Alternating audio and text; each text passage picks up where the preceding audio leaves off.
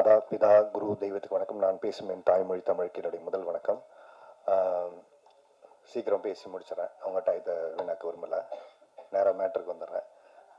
முதல்ல இப்படி ஒரு விழாவுக்கு படத்தில் நடித்தவங்க இன்னைக்கு அந்த விழாவில் வந்து கலந்துக்கிறது ரொம்ப கஷ்டமான ஒரு சூழல் இருக்கிற நேரத்தில் இவ்வளவு நேரம் பொறுமையாக இந்த விழா அழைப்புதலை ஏற்று யார் படம் யார் நடிச்சிருக்கா அப்படிங்கிறதெல்லாம் இல்லாமல் ஒரு ஃபோன் காலுக்கு மதித்து இங்கே வந்து இவ்வளவு நேரம் வெயிட் பண்ண ஒவ்வொருத்தருமே பாதம் தொட்டு என்னுடைய வணக்கத்தை சொல்லிக்கிறேன். முதல்ல யாரோ படம் எடுக்கிறாங்க, யாரோ ரிலீஸ் பண்ணுறாங்க, யாரோ நடிக்கிறாங்க, இதில் நமக்கு என்ன இருக்குங்கிறது இல்லாமல் ஒரு நல்ல சினிமா எடுக்கிறவங்களுக்கு பின்னாடி பக்கத்தில் நிற்கணும் அப்படிங்கிற ஒரு விஷயம். தனஞ்சயன் சார் கூட அவருக்கு வேலை இருக்குது கிளம்புங்க சார் சொன்னாங்க. இல்லை சார், நீங்கள் தனியாக இருப்பீங்க, ஏன்னா எப்பவுமே இந்த கல்யாணத்தப்ப கூட ஒரு மாப்பிள்ளை தோழன் இருப்பாங்க. இதில் 1000 பிரச்சனை இருந்தாலும் அந்த கட்சிப்படுத்தி கொடுத்துட்டு மனசு ஆறுதல் படுத்திட்டு, ஏய் நான் இருக்கேன்டா அமைதியாரு, கல்யாணம்லாம் அப்படிதான் பதட்டமா இருக்கும், சரியா போயிடும் அப்படிங்கிற மாதிரி இந்த ரிலீஸுக்கான ஒரு பதட்டமும் சூழல் இருக்கும்போது ஒரு ஆறுதலாக இல்லைல்ல சேரன் சார் எல்லாரும் போனாங்க, நான் இருக்கேன், நீங்க பேசுற வரைக்கும் நான் இருக்கேன்னு சொன்னேன். உங்களுக்கு என்னுடைய பெரிய நன்றி சொல்லிக்கிறேன் சார். அதுக்கப்புறம் இங்கே வந்த ஒவ்வொருத்தருமே, பரத்தா இருக்கட்டும், ரொம்ப ஷார்ட் நோட்டீஸில் பிளான் பண்ணி இதுக்கு ப்ராப்பராக யார் ரிலீஸ் பண்ணணும், யார் வாங்கிக்கிறது, இதெல்லாம் ஒரு பிரச்சனை இருக்கு இன்னைக்கு. யார் வரணும், யார் பண்ணணும்னு இது எதுவுமே எதிர்பார்க்காம இந்த மேடைக்கு கூப்பிட்டோன்னே வந்த பரத், அவருக்கு முதல்ல நன்றி. பரத்துக்கு ஒரு சர்ப்ரைஸ் இருக்குன்னு சொன்ன அவரை கிளம்பி கொஞ்சம் ஒர்க் இருக்கு, ஹாஸ்பிட்டல் போயிட்டாரு. ஏன்னா அந்த படம் ஃபர்ஸ்ட் பரத் தான் நடிக்கிறதா இருந்தது, அவருக்கு போய் கதை சொல்றதா இருந்துச்சு. அதுக்கப்புறம் அடுத்த கதைக்கு டிஸ்கஷன் போயிட்டு இருக்கு, பரத்தை வச்சு படம் பண்ணலான்னு பேசிட்டு இருந்தாரு. அதான் நான் சொன்னேன், நீங்க வாங்க பிரதர், உங்களுக்கு ஒரு சர்ப்ரைஸ் இருக்குன்னு சொன்னா அவருக்கு அது இன்னும் தெரியாது, கிளம்பி போயிட்டாரு. ஏன்னா அடுத்த ஒரு 3 படம் பண்றதுக்கு அவர் டிஸ்கஷன் பண்ணிட்டு இருக்காரு. அடுத்ததாக நான் சினிமாவில் இருக்கனா இல்லையான்னு எல்லாருக்கும் ஒரு டவுட்டு. இந்த பிக் பாஸ் போயிட்டு வந்ததுக்கப்புறம் கொஞ்சம் ஆளே காணோம், நெஞ்சுக்கு நீதி படம் பண்ணாரு. அப்புறம் மக்கள் கிட்ட எனக்கு என்ன தெரியும் அப்படிங்கிறது ஒவ்வொரு நேரமும் எனக்கு தெரியறது இல்லை, ஆனா என்னை சுத்தி இருக்கிறவங்களுக்கு மற்றவங்களுக்கு தெரியும். அப்படி எனக்கு என்ன தெரியும், என்னால என்ன முடியுங்கிறத நம்பி இன்னைக்கு ஒவ்வொரு வாய்ப்பை கொடுத்த என்னுடைய ஒவ்வொரு தயாரிப்பாளருக்கும், ஒவ்வொரு இயக்குனருக்கும், ஒவ்வொரு டெக்னீஷியனுக்குமே இந்த நேரத்தில் நாங்கள் அவங்களுடைய பாதம் தொட்டு நன்றி சொல்லிக்கிறேன். அதுக்கு அடுத்ததாக எனக்கு பிக் பாஸுக்கு அப்புறம் எனக்கு ஒரு பெரிய வாய்ப்பை ஏற்படுத்தி கொடுத்த வாத்தமலாவுடைய producer Cheers Entertainment, Cheers Music, அவங்க அபிமேம்க்கு அண்ட் செல்வா சாருக்கு பெரிய நன்றியை சொல்லிக்கிறேன். எனக்கு வெளியில நான் ஷூட்டிங் போறேன், எல்லா ஊர்களுக்கு போறேன், எல்லா இடங்கள்லையும் அவங்க சொல்ற ஃபர்ஸ்ட் விஷயம் நெடுஞ்சாலை சார், மாயா சார், அடுத்து வந்து பிக் பாஸ் சார், அடுத்து இப்போ போய் சேர்ந்துருக்கிறது சார் உங்க வாத்தமலை நல்லா இருக்கு சார், அந்த ஷோ பயங்கரமா பேசுறீங்க சார், அது நல்லா பண்றீங்க சார், நிறைய நல்ல நல்ல விஷயங்கள் நாங்கள் லைஃப்ல என்ன பேசுறோமோ அதை அப்படி ரிஃப்ளெக்ட் பண்ணுங்க சார், அதை விடாம பண்ணுங்க சார் சொல்லும்போது ஒரு ஒரு எளிவனுடைய குரலாக அந்த ஒரு ஷோ இன்னைக்கு உயிர்ப்போடு இருக்குன்னா, இப்படிப்பட்ட ஒரு ப்ரொடியூசர் பணத்தை பார்க்காம மக்களுக்கு கொண்டு போய் சேர்க்கக்கூடிய ஒரு ஷோவா இன்னைக்கு மாறி இருக்கு சக்சஸ்ஃபுல்லா. அவங்க என்கிட்ட ஒரு ப்ராமிஸ் பண்ணாங்க, நான் உள்ள வரும்போது, நான் உள்ள வேணான்னு சொல்றதுக்காக தான் உள்ள பண்ணேன். நமக்கு எது எப்படி இவ்வளவு நேரம் பண்ண முடியும், நமக்கு நடிக்க தெரியும், அங்க போய் ஷோ எப்படி ஹேண்டில் பண்ண பழக்கம் இல்லை. இல்ல உன்னால முடியும், ஃபர்ஸ்ட் உன்னை யாரும் எனக்கு தெரியாது, அப்புறம் சொன்னாங்க நீ அப்படி இப்படிலாம் சொன்னாங்க, நீ இப்ப பயங்கரமா பேசுவேன், பிக் பாஸ்ல அப்படி பேசுவேன் இப்படி பேசுவேன், எப்படி பேசுறியோ எனக்கு தெரியாது, கொஞ்சம் ஆரண்டி பண்ண, நீ எவ்வளவு அடிச்சாலும் தாங்குற ஆளா இருக்க, அதனால தைரியமா இந்த ஷோ பண்ண கரெக்டான ஆள் நீங்க தான். 2-3 பேர் ஷார்ட் லிஸ்ட் பண்ணோம், அதனால கரெக்டான ஆடு நீ தான், நீ வா அப்படின்னு சொல்லி உள்ள தூக்கி போட்டாங்க. ஸோ அவங்க ஒரு ப்ராமிஸ் பண்ணாங்க, 1 வருஷம் அந்த ஷோ பல கிடைச்சிட்டு நீங்க பண்ணுங்க, அது ஒரு இடத்துக்கு போய் சேரும் அப்படின்னு சொன்னாங்க. அதே மாதிரி 1 வருஷம் அந்த ஷோ முடிஞ்சு லாஸ்ட் ஒரு ஃபியூ வீக்ஸ் மேக்ஸ் டிஆர்பியில் இது வரைக்கும் கலைஞர் டிவிலே ஹையஸ்ட் டிஆர்பி ஒரு ஷோ ஹிட் ஆச்சு.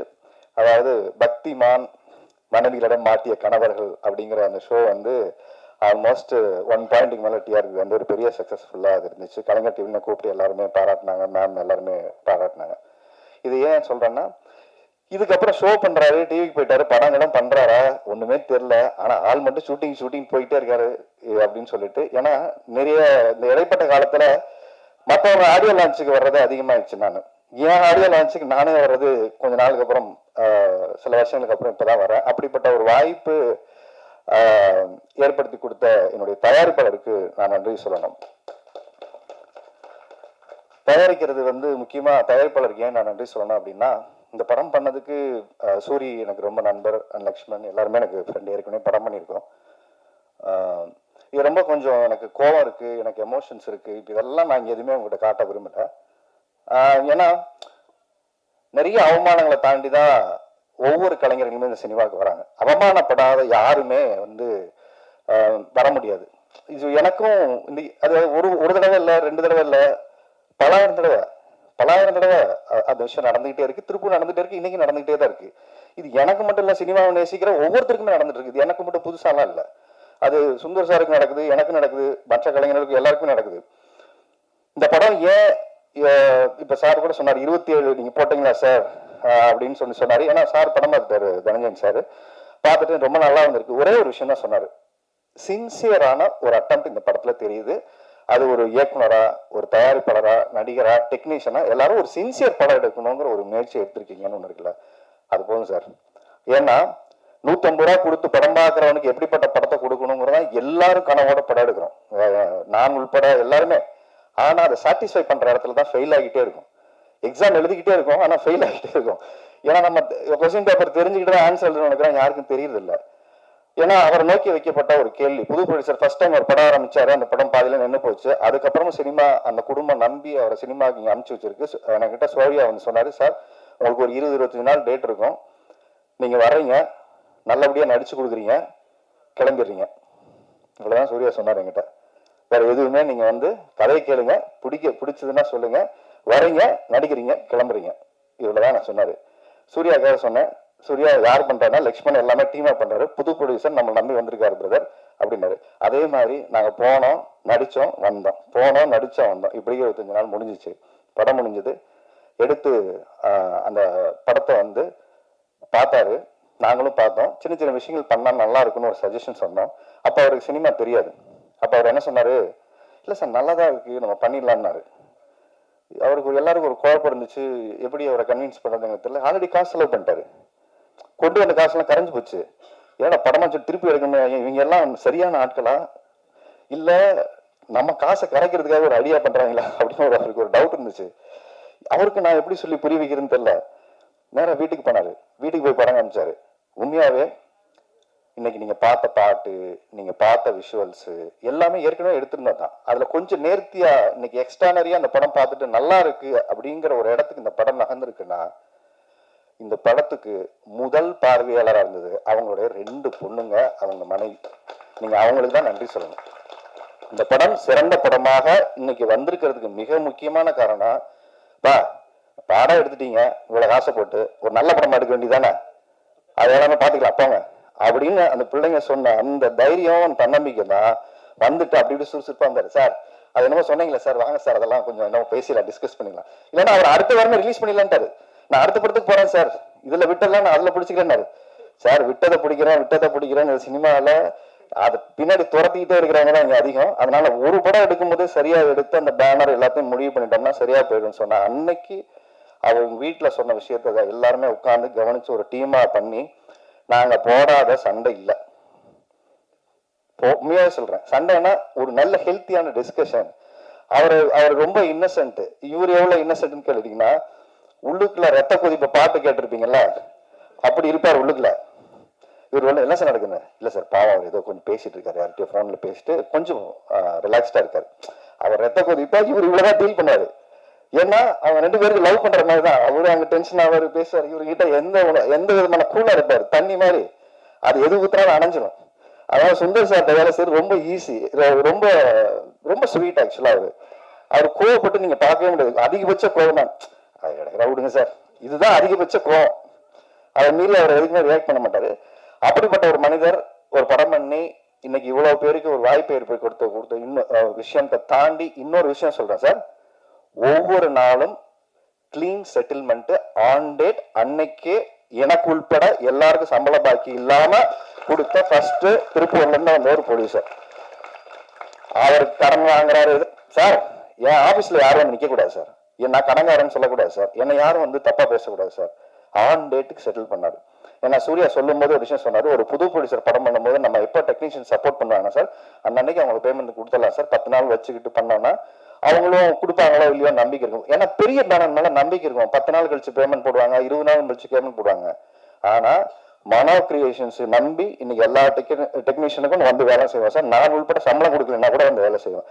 ஏன்னா அடுத்தவங்க காசு நம்ம காசு மாதிரி நினைச்சு வேலை செய்யக்கூடிய ஒரு ப்ரொடியூசர். அவங்க காசு நமக்கு எதுக்கு சார், கொடுத்துருவோம் சார், அப்புறமா பேசுவோம் சார்.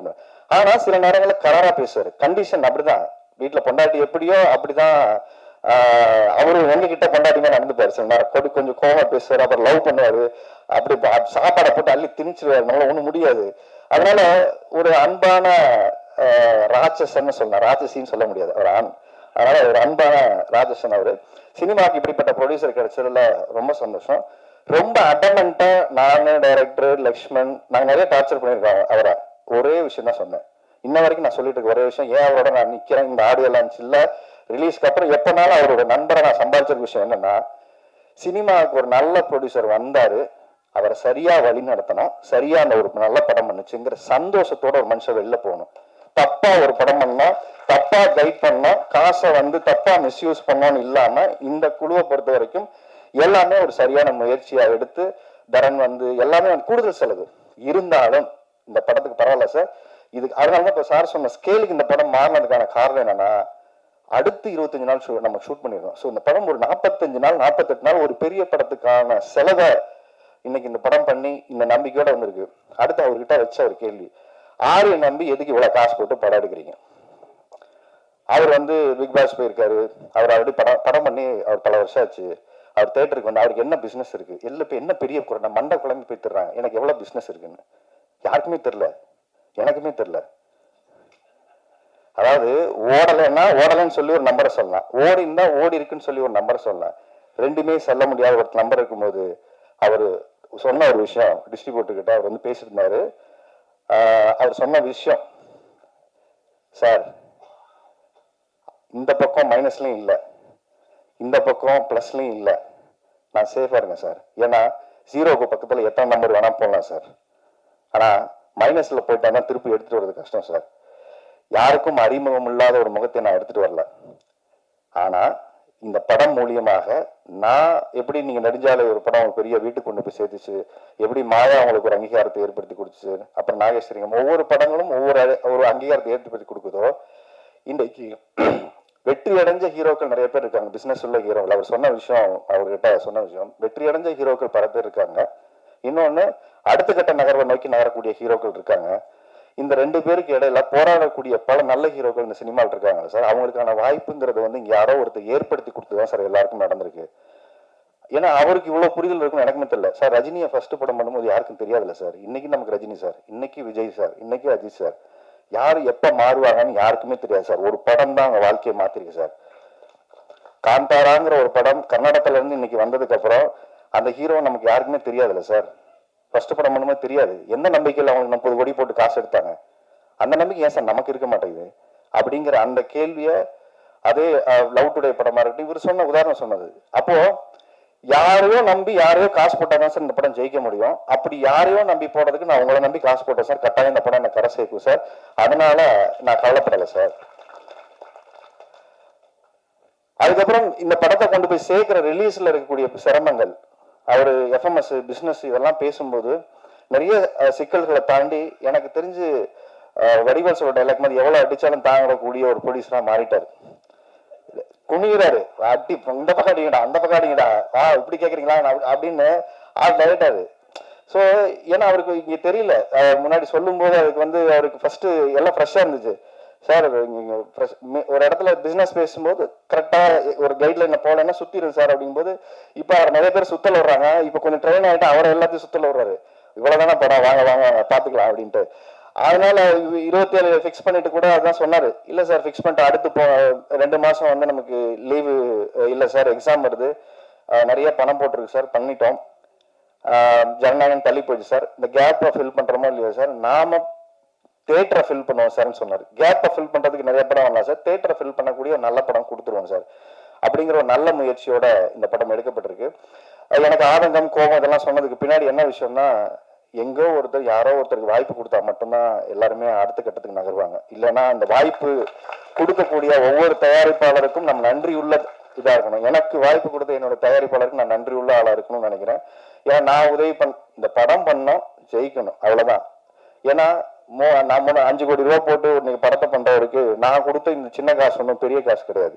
ஆனா நான் காசு கொடுக்குறேன்னு, இது ஏன் படத்துக்கு காசு கொடுக்கல, இது நம்ம படம். நாங்க சார் ஒரு பிரச்சனை வரும்போது ஒரு இடத்துக்கு நான் இந்த படத்தை நம்பலைன்னா அப்ப யாரும் நம்புவா? எனக்கு ஒரே கேள்விதான் இருந்தது. நானே இந்த படத்தை நம்பல அப்படின்னா நானே போவேன். அப்ப இந்த சுயநலமா ஒரு இடத்துல இருக்கும்போது என் சம்பளம் எனக்கு கொடுத்துருங்க சார், நான் வாங்கிட்டு போறேன்னு இல்லாம நாம எல்லாம் ஒரு இடத்துல நின்று இந்த படம் பண்ணுங்கிற முடிவோட வந்திருக்கோம். அதுக்கப்புறம் ஒரே விஷயம் சார், இன்னொரு விஷயம் சொன்னாங்க, அது ரொம்ப ஹர்ட்டிங்கா இருந்துச்சு எனக்கு வந்து. ஏன்னா எனக்கு இது சினிமா வரும்போது சொன்னாங்க, இந்த மூஞ்சியெல்லாம் யார் பாப்பா அப்படின்னு சொல்லி ஒரு விஷயம் சொன்னாங்க. அதுக்கப்புறம் இந்த மூஞ்சியை நம்ம ஒரு இடத்துக்கு போராடி வர வேண்டியது, இது எல்லாருக்கும் நடக்குச்சு. ஆனா இப்ப சொன்ன விஷயம் சார், அவர் பிக் பாஸ்க்கு வந்தாரு, 16 கோடி ஓட்டு போட்டாங்க, அவருக்கு எந்த மக்கள் வந்து தியேட்டருக்கு ஓப்பனிங் வரும் எப்படி பார்ப்பாங்க அப்படிங்கிற ஒரு கேள்வி எல்லாரும் கேட்குறாங்க சார் அப்படின்னு ஒரு விஷயம் சொன்னாங்க. நான் அவங்களுக்கெல்லாம் ஒரே பதில் தான். இப்போ நான் சொல்ற வேண்டிய விஷயமா நான் பதில் சொல்றேன். நான் பிக் பாஸ்ல போகும்போது எனக்கு இத்தனை பேர் ஓட்டு போடுவாங்க, எனக்கு இவ்வளோ பேர் சப்போர்ட் பண்ணுவாங்க, எனக்கு இவ்வளோ பெரிய ஆதரவு இருக்கும், எதுவுமே எனக்கு தெரியாது. எதுவுமே எனக்கு தெரியாது. நான் சினிமாவுக்கு வந்த காலத்துல இருந்து என் பாக்கெட்ல எவ்வளோ இருக்கோ, 10 ரூபாய் இருக்குன்னா என் குடும்பத்துக்கான தேவை போக 1 ரூபாயோ 4 நாளோ செலவு பண்ண அந்த மக்களுக்கும் இந்த சமுதாயத்துக்கும் செலவு பண்ணுங்கிற என்னோட எண்ணங்கள் அன்னையிலேருந்து இன்னைக்கு வரைக்கும் மாறல. கோடிக்கணக்கில் சம்பாதிச்சதுக்கு அப்புறம் இந்த சமூகத்துக்கு செய்வோம்னு நினைக்கல. அன்னைக்கு காசு இல்லாத போதும் போராட்டத்தில் போய் உட்கார்ந்தோம், சமூகத்துக்கு வேலை செஞ்சோம். அப்போ இன்னைக்கு நம்ம உள்ள போகும்போது எனக்கு அன்னைக்கு நான் என்னுடைய வேலைய நான் செய்யறேன், அது சரியா இருந்தா எனக்கு சப்போர்ட் பண்ணுங்க, இல்லையா எதை சரி பண்ணிக்கலாம்னு சொல்லுங்க, திருத்திக்கணும். அவ்வளவுதான் எல்லாருக்கும் வாய்ப்பு. அதனால எல்லாருமே பிறக்கும் போது இங்க யாரும் ஸ்டாரா வந்தெல்லாம் பிறக்கிறது இல்லை. இங்க stars R mat not born. இதை முதல்ல நம்ம எல்லாரும் புரிஞ்சுக்கணும். நாளைக்கு நீங்களும் ஸ்டார் தான், அவரும் ஸ்டார் தான், அவரும் ஸ்டார் தான். நாளைக்கு இந்த நான் அடுத்த படம் பண்றேன், எனக்கு மாரி சார் உட்காந்துருக்காரு, என்னுடைய கேமராமேன் உட்காந்துருக்காரு, மியூசிக் டைரக்டர் ஹமரா உட்காந்துருக்காரு, பாண்டியன் உட்காந்துருக்காங்க. தேர் நெக்ஸ்ட் ஸ்டார்ஸ், அடுத்த ஜெனரேஷனுக்கான ஸ்டார்ஸ் தான் அவங்க எல்லாருமே.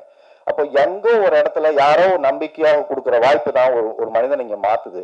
அப்போ அவங்க எல்லாருக்கும் இந்த படமாக மொழியுமாக நான் சொல்லுகிற ஒரே வாய்ப்பு, என்னை நோக்கி எரிந்த கற்களை எல்லாம் ஒரு பூக்கற்களாக தான் நான் பாக்குறேன். ஏன்னா நான் ஒரு நல்ல படம் கொடுக்கணுங்கிற பொறுப்புணர்ச்சி அதை கொடுக்குதே தவிர இந்த கோபமே கிடையாது. நல்ல படம் கொடுத்து எடுத்துட்டு வரேன், வாங்க போராடுவோம், மக்களை நோக்கி ஒரு படத்தை கொடுக்கறதுக்கான என்ன முயற்சியோ அதை பண்ணிருக்கோம். அதுல ஏதாவது குறை இருந்தா சொல்லுங்க, அடுத்த படம் திருத்திக்கிறோம், இவ்வளவுதான். இந்த படத்தோட முயற்சியும் அப்படின்னா ஒரு நல்ல படமா எடுத்தாச்சு, எங்க அறிவுக்கு உட்பட்ட ஒரு நல்ல படத்தை எடுத்திருக்கோம், ஒரு தரமான ஒரு படத்தை எடுத்திருக்கோம். மியூசிக் டைரக்டர் அவரோட உழைப்பை போட்டிருக்காரு, டைரக்டர் போட்டிருக்காரு, கேமராமேன் போட்டிருக்காரு, ஃபைட் மாஸ்டர் போட்டிருக்காரு. இந்த படத்துல என்னைக்கும் நான் செத்துருப்பேன். அது ஆக்சுவலா ஒரு day and night 38 hours shoot பண்ணோம். காலையில் 6 மணிக்கு மறுநாள் ஆரம்பிச்சு அப்படியே ஃபுல்லாக ஷூட் பண்ணி அப்படியே காலையில் 7-8 மணிக்கு போய் எனக்கு மொட்டை மாடியில் அந்த மாடியில் வந்து ஒரு ஷாட் இருக்கும், மேலே ஏறி எனக்கு அதான் ஃபுல் நேரம் தூக்கம் இல்லை, மேலே போய் நின்றுருக்கேன். போதுன்னு சொன்னாங்க இவங்க, வேணாம் சார் வாங்க சார் போதுன்னாங்க. ஒரு டிரான் ஷாட் மேலே இருந்து எடுக்கணும்னு சொல்லிட்டு மேலே போய் உட்காந்துக்கிட்டு அந்த இடத்துலயே ட்ரெஸ் மாற்றிட்டு மேலே 7 மணிக்கு நல்லா பார்த்துங்க, அங்கேயே படுத்துக்கிட்டு அங்கேயே மேலே போகணும் சார், கீழே போனால் லைட் ஆகிடும், ஏன்னா அடுத்து கால் ஷீட் வந்துன்னு சொல்லிட்டு அங்க மாத்திட்டு அந்த உச்சியில போய் நிக்கிற ஒரு ஷாட்டு அந்த மேல அந்த இதுல எனக்கு ஏசி லெக்மெண்ட் ஆச்சு. மேல நின்றுட்டு இருக்கேன், காத்து அடிக்குது, ஒரு செகண்ட் அசைஞ்சிட்டேன். அங்க இருந்து அன்னைக்கே கீழே விழுந்துருப்பேன். அன்னைக்குதான் ரியலைஸ் பண்ணேன், சினிமா பேஷனா லவ் பண்ணா நான் இவ்வளவு வெறித்தனமா பண்ணக்கூடாது, நம்ம நம்பி குடும்பம் இருக்குன்னு ஒரு பயத்தை கிரியேட் பண்ண இடம் எனக்கு அந்த இடம். இல்ல அது ஒரு ஷாட் எடுத்துடலாம் சார், வாங்க சார், ஏன்னா ஒரு ஃபீல் பண்ணிட்டாரு, மேல போகலாம் சார், லேட் ஆச்சு நாளைக்கு எடுத்துக்கலாம். நாங்க ஏன் இதை சொல்றேன்னா, சினிமாவை பேஷனோட வேலை செய்யக்கூடிய எத்தனையோ பேர் இங்க இருக்காங்க. அவங்களுக்கான வாய்ப்பை ஒரு இடத்த கொடுக்கக்கூடிய இயக்குனரும் அதுக்கான ப்ரொடியூசரும் கிடைக்கும் போது சரியா பயன்படுத்திக்கிற ஒரு வாய்ப்பாக அதை நான் பாக்குறேன். இப்போ நான் அந்த கோபம் ஆதங்கள்லாம் சொன்ன விஷயத்துக்கு நான் பதில் சொல்றேன் என்னன்னா, சார் எனக்கு ஓட்டு போடும்போது இவ்வளவு பேர் 16 கோடி பேர் ஓட்டு போட்டாங்க சார். யார் ஓட்டு போடுவாங்கன்னு எனக்கு தெரியாது சார். யார் வந்து எனக்கு ஜெயிக்க வைப்பாங்க தெரியாது. எனக்கு கப்ப குத்தி கொடுப்பாங்கன்னு எனக்கு வரல. இன்ன வரைக்கும் இந்த 9வது சீசன் போச்சு, இன்ன வரைக்கும் ஒவ்வொருத்தரும் வந்துகிட்டே இருக்காங்க. எல்லாருக்கும் என்னுடைய பாராட்டுகள், எல்லாருக்கும் வாழ்த்துக்கள். ஆனா ஒரு இடத்துல நான் என்னவா இருந்தேங்கிறதுக்கு தான் எனக்கு ஓட்டு போட்டாங்க. இந்த படம் என்னவா இருக்குன்னு பார்த்தா அதுக்கு நீங்க ஓட்டு போடுங்க. ஆனா முன்னாடியே ஜட்ஜ் பண்ணாதீங்க, இது நல்லா இருக்கு, இது நல்லா இல்ல, இவன் ஏன் வரணும் அவன் ஏன் வரணும்னு ஏன் கேக்குறீங்க? யார் வேணா இந்த சினிமாவுக்கு வரட்டும். ஒரு பேரியரை ஒரு விஷயமா ஏன் அதை ஒரு இடத்துக்கு இவர் முன்னுக்கு வந்தா என்ன நடந்துற போகுது, அவரு அதுல என்னால என்ன நடந்துற போகுது? நான் ஒரே விஷயம் சொல்லுவேன், இருக்கிறவங்கிட்ட காசு வந்தா இருக்கிற இடத்துல போய் சேரும், இல்லாதவங்கிட்ட காசு வந்தா 100 பேருக்கு போய் சேரும். இது ரொம்ப முக்கியமான விஷயம். இந்த மாதிரி ஒரு ப்ரொடியூசர் நாளைக்கு ஜெயிச்சாருன்னா 100 படம் இல்லாதவங்களுக்கு படம் எடுப்பாரு, 100 பேருக்கு வேலை வாய்ப்பு கொடுப்பாரு. ரொம்ப முக்கியமான விஷயம். இந்த மாதிரி ஒரு ப்ரொடியூசர் ஜெயிச்சாருன்னா 100 பேருக்கு வேலை வாய்ப்பு கொடுப்பாரு. ஏன்னா தன்னம்பிக்கை, சினிமா நல்ல சினிமா எடுத்தா ஓட வைப்பாங்க, நம்பிக்கையை யாரு கொடுப்பா? தனஞ்சன் வந்து இன்னைக்கு உட்காரணும்னு அவசியமே இல்லை, அவருக்கு நிறைய வேலை இருக்கு. அவர் அப்பவே போறேன்னு சொன்ன போயிருக்கலாம். ஆனா நான் பேசி முடிக்க இல்லை சார், அது நல்லா இருக்காது சார், நீங்க பேசி வரீங்க சார் அப்படின்னு சொல்ற விஷயம் இருக்குல்ல, இது போது சார். இந்த மாதிரி மனிதர்கள் இந்த சினிமால சம்பாதிச்சதே ஒரு பெரிய விஷயம் நினைக்கிறேன். அப்போ இப்போ பிக் பாஸ் போகும்போது எந்த எதிர்பார்ப்பும் இல்லாம நான் எப்படி உள்ள போனனோ, இப்போ எலெக்ஷன் டைம் எனக்கு ஓட்டு போட்ட வாக்காளர்கள் நம்பி தான் இந்த படம் எடுத்திருக்கிறேன். அவங்களை நம்பி தான் 27ஆம் தேதி வர்றோம். ஏன்னா சொன்ன வார்த்தை அது ஒண்ணு மாதிரி, சார் அவர் ஓட்டு போட்டவங்க எல்லாம் முடிச்சுட்டு வீட்டுக்கு போயிட்டாங்க, அவங்க ஒய்ஃப் ஸ்ரீலங்கா இருக்கலாம், அவங்க எல்லாம் அப்ப பார்த்தாங்க, இப்பெல்லாம் வந்து அந்த மூஞ்சியை பார்த்து யாரு தேட்டருக்கு வராங்கன்னு பார்க்கலான்னு ஒரு இடத்துல கேள்வியாகவும் கேட்டிருக்காங்க, சேலஞ்சும் பண்ணியிருக்காங்க. இந்த சேலஞ்சை நான் ஒரு இடத்துல என்ன சொல்றேன்னா, நான் நல்ல படம் எடுத்துட்டு வந்து கொடுக்குறேன், பாருங்க, நல்லா இல்லையா விமர்சனம் பண்ணுங்க, திருப்பிக்கிட்டு ஒரு படத்தை எடுத்துக்கிட்டு அவனை ஓட மாட்டேன். பயந்து எங்கேயும் இந்த சினிமாவட்ட நான் ஓட மாட்டேன்.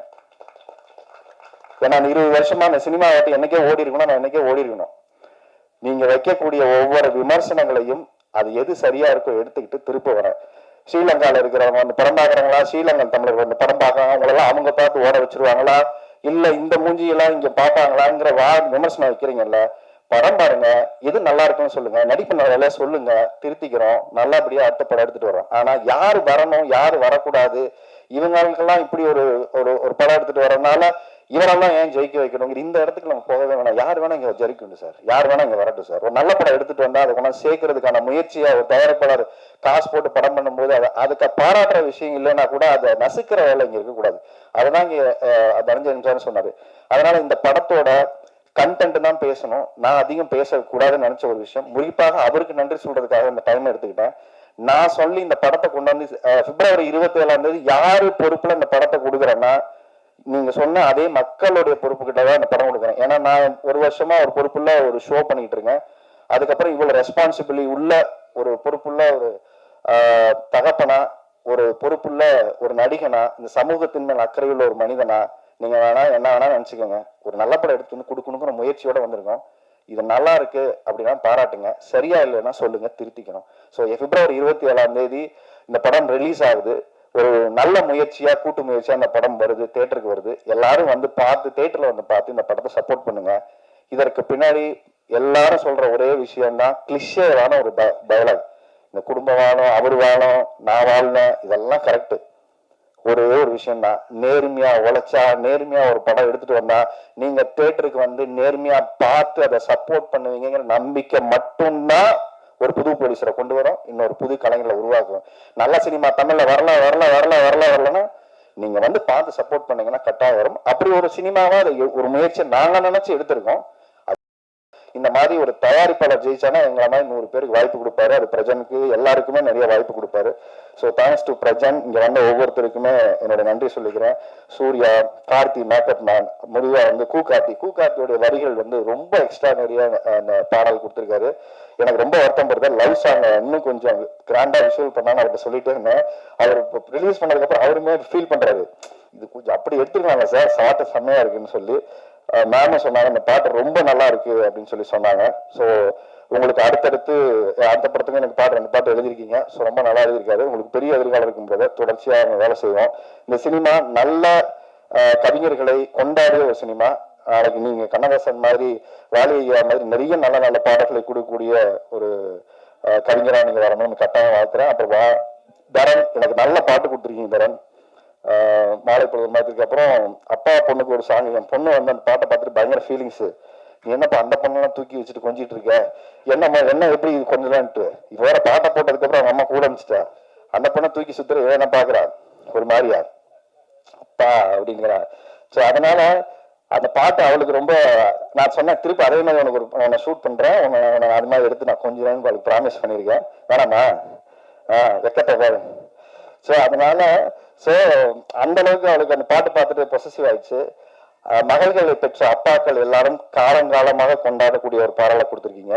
ஸோ உங்களுக்கு என்னோட பெரிய நன்றி. ஏன்னா உலகாதிங்கிற வார்த்தையை கேட்காம ஒவ்வொரு தகப்பனும் கடந்து போக முடியாது. அந்த மாதிரி ஒரு அழகான ஒரு பாடல். அந்த சிங்கர்ஸ் வந்து எல்லாருக்குமே என்னுடைய நன்றியை சொல்லிக்கிறேன். ஒளிப்பதிவாளர் லக்ஷ்மண், நாங்கெல்லாம் புளிஞ்சிருக்கோம் அவரை, அவரும் வச்சு செஞ்சிருக்கோம் அவரு.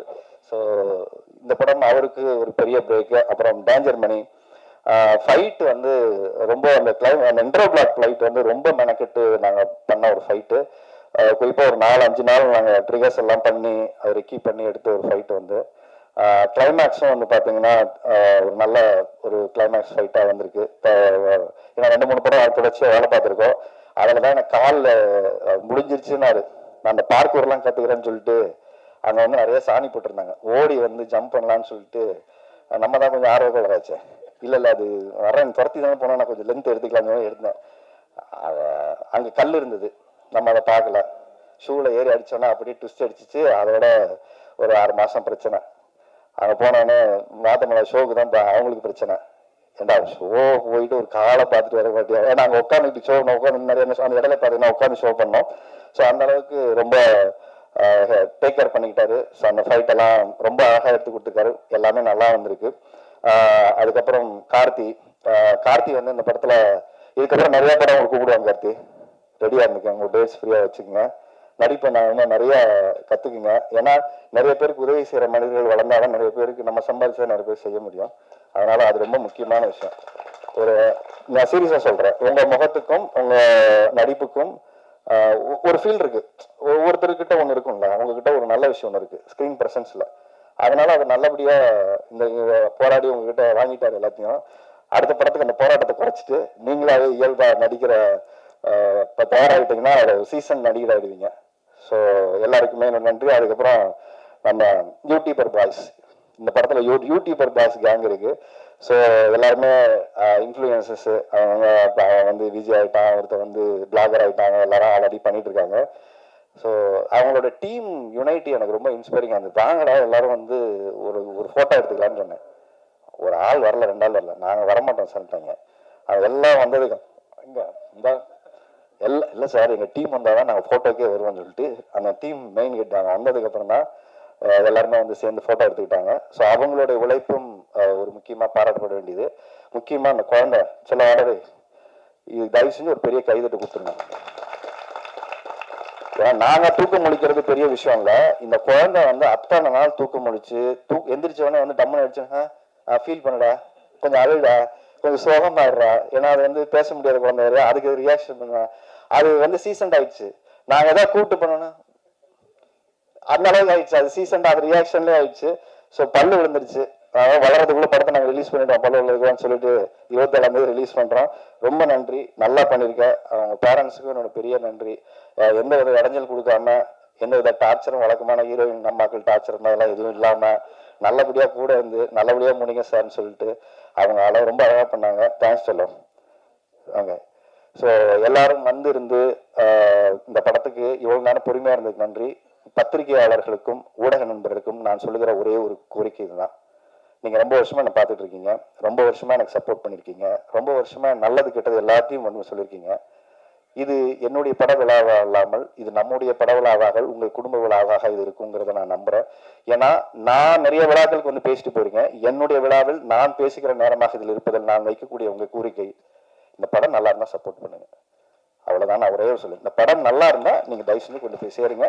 ஏன்னா உங்களுடைய ஒவ்வொரு ட்வீட்டும் ஒவ்வொரு செய்தியும் தான் இப்படிப்பட்ட தயாரிப்பாளரை கொண்டாடும். ஏன்னா இதுக்கு பெரிய கூட்டு வந்து இங்க நாங்க பிரம்மாண்டமா பண்ண முடியாது. அவர் பிரம்மாண்டமா படத்தை செலவு பண்ணிட்டாரு. ப்ரமோஷனுக்கும் எங்களால என்ன சக்திக்கு உட்பட்டதோ அவர் பெஸ்டா செய்ய முயற்சி பண்றாரு. ஸோ ஊடக நண்பர்கள், நீங்கள் கொடுக்கக்கூடிய ஒளியின் வெளிச்சத்தில் தான் இந்த படத்தின் வெற்றி இருக்கிறது. ஸோ இந்த படத்தை உங்ககிட்ட ஒப்படைச்சிட்டோம். அடுத்தது எலெக்ஷன்ல ஓட்டு போட போற மக்கள் கிட்ட இந்த படத்தை ஒப்படைச்சிட்டேன். ஸோ யாரை ஜெயிக்க வைக்கணுங்கிறத அவங்க முடிவு பண்ணட்டும். 27ஆம் என்னுடைய முடிவு என்னன்னு எனக்கு தெரியும். எலெக்ஷன்ல யார் ஜெயிக்க போறாங்க முடியும் மக்கள் முடிவு பண்ணட்டும். நன்றி, வணக்கம்.